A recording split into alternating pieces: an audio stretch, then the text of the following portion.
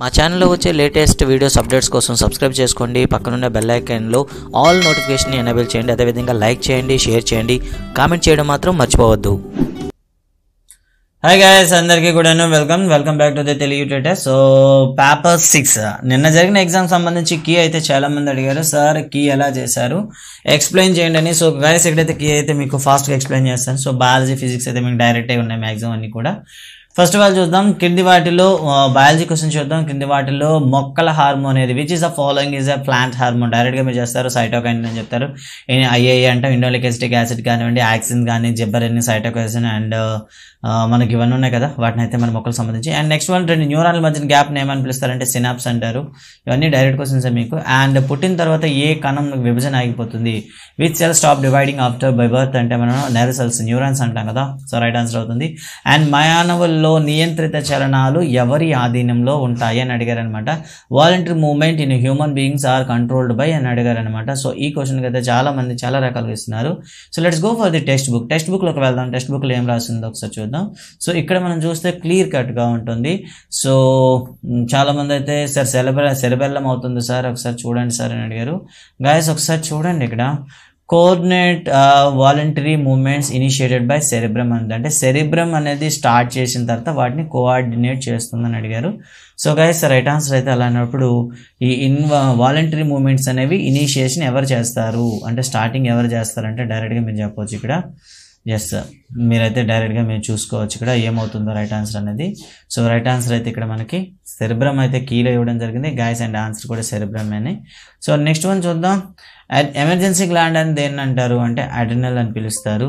And ఇక్కడ చూస్తే ఇక్కడ మొక్కలు అనేవి సూర్యరశ్మి వైపు వంగి పెరగడాన్ని ఏమంటారు. సో సిబిఎస్ఈ వాళ్ళి అండ్ ఐసిఎస్ఈ వాళ్ళకైతే ఇక్కడ హీలియోట్రోపిజం అనే వర్డ్ ఇవ్వడం జరిగింది. బట్ ఏపీ బోర్డులో చూస్తే ఫోటోట్రోపిజం అని ఇచ్చారనమాట గైస్. అందుకే ఏ అండ్ 4 రెండింటికి కూడా ఆన్సర్ అయితే ఇవ్వడం జరిగింది. నెక్స్ట్ వన్ చూద్దాం.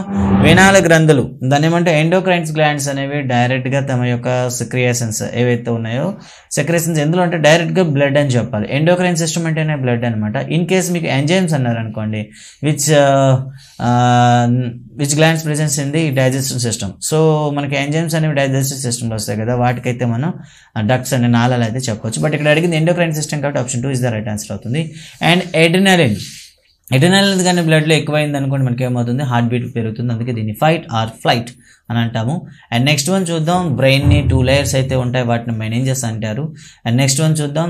ఇక్కడ ఇంద్రియాల నుండి గ్రహించేటటువంటి సిగ్నల్స్ అనేవి స్పైనల్ కార్డ్ కానీ బ్రెయిన్ కానీ ఏవి తీసుకువెళ్తాయి అంటే, సో ఇక్కడ మీకు రెండు కూడాను ఒకటే ఆప్షన్ ఇవ్వడం జరిగింది. అపవాహి నాడి అన్న, చాలక నాడి అన్న, మోటార్ నెర్వ్స్ అన్న, అఫర్నెట్ నెర్వ్స్ అన్న ఒకటే. కాబట్టి ఈ రెండు ఆన్సర్ కాదని మనకి డెండ్రైట్స్ ఆల్రెడీ కాదు. And then next one is afferent nerves లేదా అవివాహ నాడులు. అండ్ నెక్స్ట్ వన్ చూద్దాం. అయోడైజ్డ్ సాల్ట్ అనగానే మనకు గుర్తుండాలి goitre. So goitre is the right answer. And next one guys, ఇక్కడైతే కీ చేంజ్ చేయడం జరిగింది ఆఫ్లైన్ ఎగ్జామ్లో. అండ్ లైవ్ క్విజ్లో అయితే ఆల్రెడీ అక్కడే చెప్పడం జరిగింది. సో కీ తప్పు ఉంటే చూద్దామని. సో ఇక్కడైతే మనకి స్వయం చోదిత నాడీ వ్యవస్థ అంటారు. So let's go for the textbook. Text బుక్లో కూడా ఇవ్వడం జరిగింది. సో గాయస్ అయితే క్వశ్చన్ అనేది అన్ఫార్చునేట్లీ కీ చేంజ్ చేశారు. So certain involuntary function controlled by the autonomous nerve system take place in our body అని ఇచ్చారు. సో కాబట్టి autonomous అన్ని కూడా మనకి కనిపిస్తాయి అంటే దట్ మీన్స్ ఇంటర్నల్ ఆర్గన్స్ అన్నీ కూడా మనకి అటానమస్ సెంటర్లో పనిచేస్తాయి. సో అది. అండ్ నెక్స్ట్ వన్ చూద్దాం. ఇక్కడ ఏదైతే రాంగ్లీ మ్యాచ్డ్ అన్నాడు, మిస్ మ్యాచ్డ్ అన్నాడు కదా, సరికాని చేత అనుకుంటే డైరెక్ట్గా అయితే మనకు ఫస్ట్ వన్నే ఉంటుంది. కాబట్టి option 4 is the right answer. So cerebrum అనేది తప్పది. అండ్ సో కాబట్టి ఇవి ఇన్వాలంటరీ అంటాం కదా, గుండె రక్తనాళాల కార్యకలాపాలు అనేవి ఇన్వాలంటరీ యాక్టివిటీస్ అంటారు. సో ఇవన్నీ కూడా మనకి అటానమస్లోకి వస్తాయి. సో నెక్స్ట్ వన్ చూద్దాం ఒకసారి. ఇందువల్ల సరైనది ఏదైనా అడిగారు. సరైనది అయితే అనుమస్తిష్కము సమతాస్థితి. సో కాబట్టి option 3 is the right answer అవుతుంది. Cerebellum maintains the posture and equilibrium and muscular tone అని పిలుస్తాం. So option 3 is the right answer. And reflex arc అనేది చాలా చాలా ఇంపార్టెంట్. ఇది ఆర్ అని ఇచ్చారు. So sequence of reflection arc అని ఇవ్వాలి. సో ఇక్కడ చూస్తే మనకి so first of all detector ఉంటుంది అండ్ మనకి క్యారింగ్ ఉంటుంది. So that is a detector. Censor nerve ఉంటుంది, స్పైనల్ కార్డ్లో సెల్ ఉంటుంది, అండ్ నెక్స్ట్ వన్ వచ్చి motor cell and effective muscle ఉంటుంది. సో ఈ మొత్తాన్ని స్ట్రక్చర్ని కలిపి ఏమంటారంటే దాన్ని ఏమని పిలుస్తాం మనం ఎస్ రిఫ్లెక్ట్ ఆర్క్ అని పిలుస్తాం. నెక్స్ట్ ఇక మ్యాథమెటిక్స్లోకి వద్దాం. సో గైస్ ఇక్కడ so what is the nature of the zeros అంటే మీరు ఫైండ్ అవుట్ చేయాల్సింది b² - 4ac ఫైండ్ అవుట్ చేయాలి. సో b² అంటే 9 -4 ఇంటూ a అంటే 2 c ఇంటూ 1 మీరు చేస్తే 9 - 8 వస్తుంది. This is 1. So 1 is above 0 కాబట్టి రియల్గా ఉంటాయి. అండ్ నెక్స్ట్ వన్ రేషనల్ అనొచ్చు.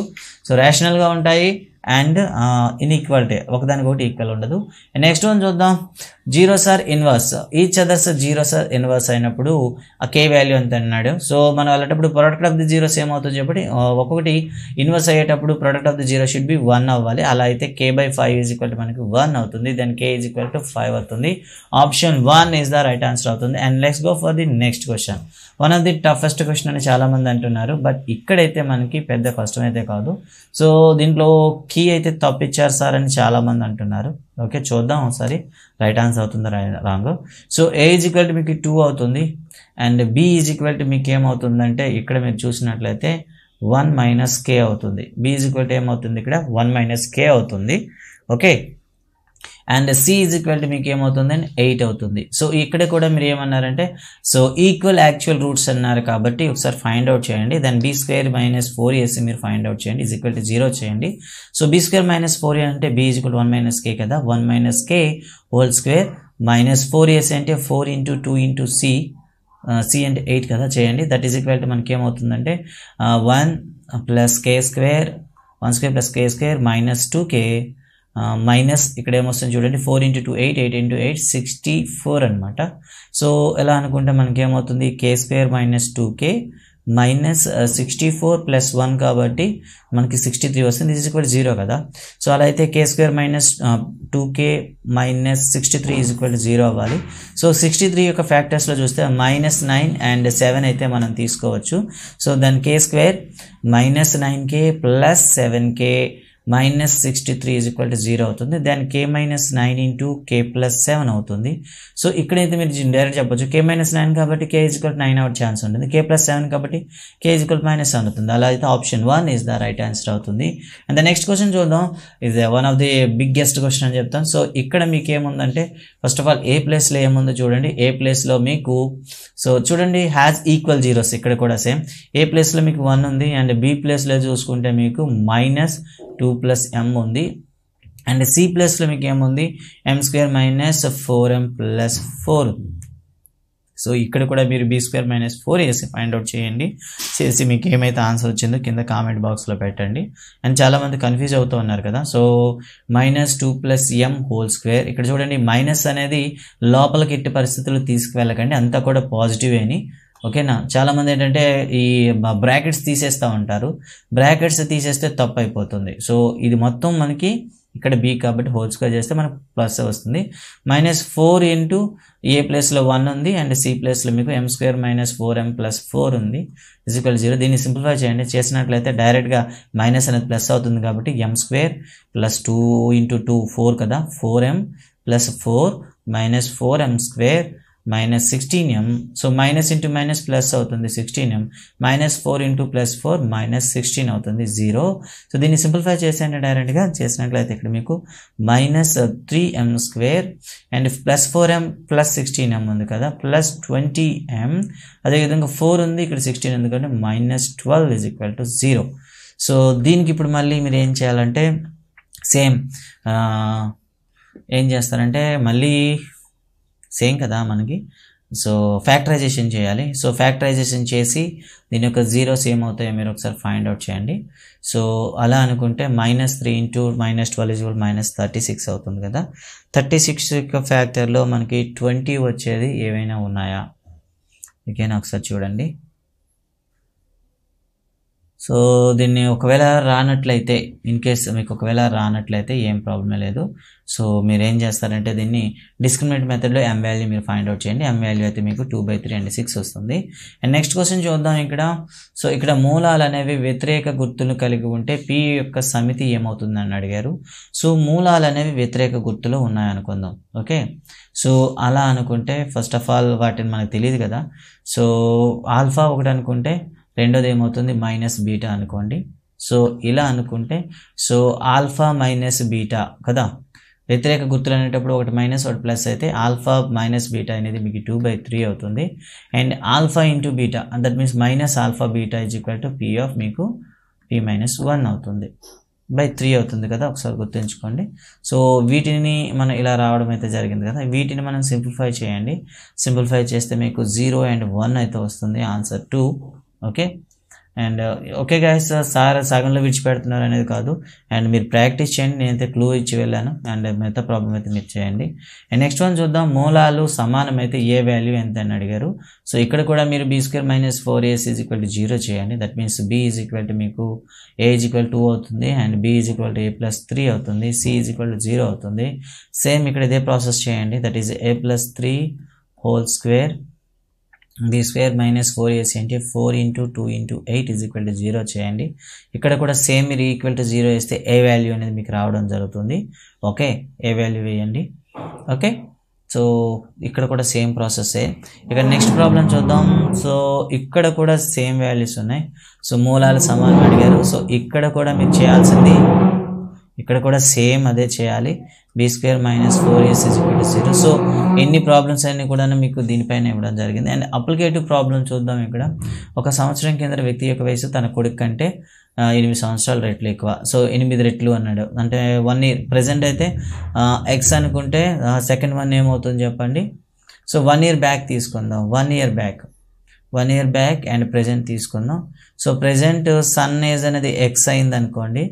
సో వాళ్ళ నాన్నగారి వయసు ఏమవుతుంది, x² అవుతుంది. ఓకే, ప్రజెంట్ అయితే 1 year బ్యాక్ తీసుకుందాం. 1 year బ్యాక్ తీసుకుంటే x - 1 = ఏమవుతుంది, వాళ్ళ నాన్నగారి వయసుకి 8 రెట్లు, అంటే x² - 1లో అంటే 8 టైమ్స్ చేసి ఇది ఈక్వల్ వస్తుంది, ఇలా అనమాట. సో ఇక్కడ ఈక్వేషన్ ఫామ్ అయింది కాబట్టి మనం డైరెక్ట్గా మీరు సొల్యూషన్ చేయొచ్చు. లేదనుకుంటే ఆన్సర్ నుండి వెళ్ళిపోండి. So 1 year back waste check చేయండి, అండ్ ప్రెజెంట్ అయితే చెక్ చేయండి. అండ్ మీకు క్లూ ఇచ్చాడు కదా, 5 × 5² అన్నాడు. సో 8 టైమ్స్ అవుతుందా లేదా చూడండి. సో ఆన్సర్ నుండి క్వశ్చన్కి వెళ్ళిపోండి. అలా చేసినా మీకు ఆన్సర్ అనేది డైరెక్ట్గా గెస్ చేయొచ్చు. అండ్ నెక్స్ట్ వన్ చూద్దాం. ఇక్కడ 2 కాన్సిక్వెంట్ నెంబర్స్ అన్నాడు, 2 వరుస సంఖ్యలు అన్నాడు. వరుస సంఖ్యల వర్గాలు మొత్తం అంటే మనకి a² + a + 1 హోల్ స్క్వేర్ చేయొచ్చు. సో ఇలా చేస్తే మీకు లెంగ్తీ అనిపిస్తే మీకు నెంబర్స్ అయితే ఇక్కడ ఇచ్చారు కదా, డైరెక్ట్ చేసేయండి. 12² = 144, 13² = 169. ఇక్కడ 13² అయితే 169, 14² అయితే 196. అలా చేసుకొని వెళ్ళిపోండి, కాన్సిక్వెంట్ నెంబర్స్ కాబట్టి. అదేవిధంగా నెంబర్లు వేసి ఎక్కడైతే మీకు ఆన్సర్ వస్తుందో చెక్ చేసి ఇవ్వచ్చు. So this is the easy method అనమాట. సో అలాగే 12 × 13 అవుతుంది. అండ్ నెక్స్ట్ వన్ చూద్దాం. ఇక్కడ మూలాలు అనేవి రెసిప్రోకల్గా ఉంటే ఒకదానికి ఒక పరస్పర గుణకారం అయితే p = ఏమవుతుంది అని అన్నాడు. సో రెసిప్రోకల్ అయితే ఏం చెప్తాం, 1 is x అయితే అనదర్ ఏమవుతుంది, 1 is x అవుతుంది. అలాగైతే ప్రొడక్ట్ ఆఫ్ ది జీరోస్ ఏమవుతుంది చెప్పండి, ప్రొడక్ట్ ఆఫ్ ది జీరోస్ అనేది 1 అవ్వాలి. అలా అయితే product of the zero = 2/p = 1 అవుతుంది. ఇంప్లాయిస్ p = మీకు 2 అవుతుంది. డైరెక్ట్గా మీరు చేయొచ్చు. సో డి ఆప్షన్ అవుతుంది. అండ్ నెక్స్ట్ వన్ చూద్దాం మనకి. సో మెటలర్జీలోకి వద్దాం. సో ఏవైనా శుద్ధంగా ఉన్నాయంటే, ప్యూర్గా ఉన్నాయంటే కారణం లో రియాక్టివిటీ అని చెప్తాం. అండ్ సెకండ్ వన్ చూస్తే రిడక్షన్ ఏజెంట్ అయితే కోక్ లేదా కార్బన్ యూస్ చేస్తాము. అండ్ స్మెల్టింగ్ అయితే మనం డైరెక్ట్గా చెప్పొచ్చు. సో హై టెంపరేచర్ జరుగుతుంది, అండ్ స్మెల్టింగ్లో మనకి ఏమవుతుందంటే రిడక్షన్ అవుతుంది. ఓకే, స్మెల్టింగ్లో మీకు రిడక్షన్ అవుతుంది కాబట్టి ఇక్కడ రిడక్షన్ రియాక్షన్ ఏదైనా ఉందా అంటే మీకు, సో అది కూడా స్మెల్టింగ్ ఐరన్ చేస్తారు కాబట్టి Fe2O3 + 3C వస్తుంది. సో నెక్స్ట్ వన్ చూద్దాం. ఇందులో రాంగ్ వన్ ఏదన్నారు. సో పొరపాటు నేను కీ అయితే 3 ఇవ్వడం జరిగింది, బట్ కీ అయితే 4 అనమాట. ఎందుకంటే PBCలో మీకు Z అని లేదు, బట్ ఇక్కడైతే జింక్ ఉంది. సో ఇది జరిగే ఛాన్స్ తక్కువ కాబట్టి ఆప్షన్ 4 ఇది. అండ్ కీ అయితే చేంజ్ చేసాము. సో చాలామంది యూట్యూబ్లో చూడలేదు అండ్ ఎగ్జామ్ రాస్తారనమాట. సో స్వచ్ఛమైన లోహాన్ని పొందడాన్ని శుద్ధి చేయడం అంట, రిఫైనింగ్ ఇస్ రైట్ ఆన్సర్ అవుతుంది. అండ్ ప్రగలనం అనేది ఏ ఫర్నేస్లో చేస్తామంటే బ్లాస్ట్ ఫర్నేస్లో చేస్తాము. చాల్కో అంటే అర్థం ఏంటి, ధాతు అని అర్థం. అండ్ ఇవన్నీ డైరెక్ట్ క్వశ్చన్లు ఇవ్వడం జరిగింది. సో కార్బోనేట్ ధాతుని without air or options of oxygen అని పిలుస్తాం. సో దీన్ని అయితే క్యాల్సినేషన్ అంటాం. అండ్ థర్మైట్ రియాక్షన్లో ఉపయోగించేది మనకి iron 3 oxide plus aluminium powder అయితే యూజ్ చేస్తారు. ఇది కూడా చూడొచ్చు. అండ్ కొన్నిసార్లు రేషియో కూడా అడుగుతాడు. సో రేషియో పైన కూడా ఒకసారి దృష్టి పెట్టండి. అండ్ నెక్స్ట్ వన్ చూస్తే కలర్స్ చూస్తే కాపర్ ఆక్సైడ్ అనేది మనకి జనరల్గా మనకి కలర్ అయితే ఇవ్వదు. సో ఏదైతే మనం రాగి వస్తువులు అనే కలర్ని కోల్పోవడానికి కారణం ఏమిటని అడిగితే మీకు రాగి కార్బోనేట్. మీరు డైరెక్ట్గా టెక్స్ట్ బుక్ని మీరు చూడవచ్చు. అండ్ టెక్స్ట్ బుక్లు ఇవ్వడం జరిగింది. సో గైస్ ఇదైతే పేపర్ 2 అయితే కొన్ని ప్రాబ్లమ్స్ అయితే మీకే విడిచిపెట్టేయడం జరిగింది, ఎందుకంటే వీడియో లెంత్ అనేది చాలా ఎక్కువ అవుతుంది. So guys thank you very much. And ఏమైనా కరెక్షన్ ఉంటే కింద మెసేజ్ చేయండి, డెఫినెట్గా మీకైతే నేను రిప్లై ఇస్తాను. Thank you guys, thank you very much.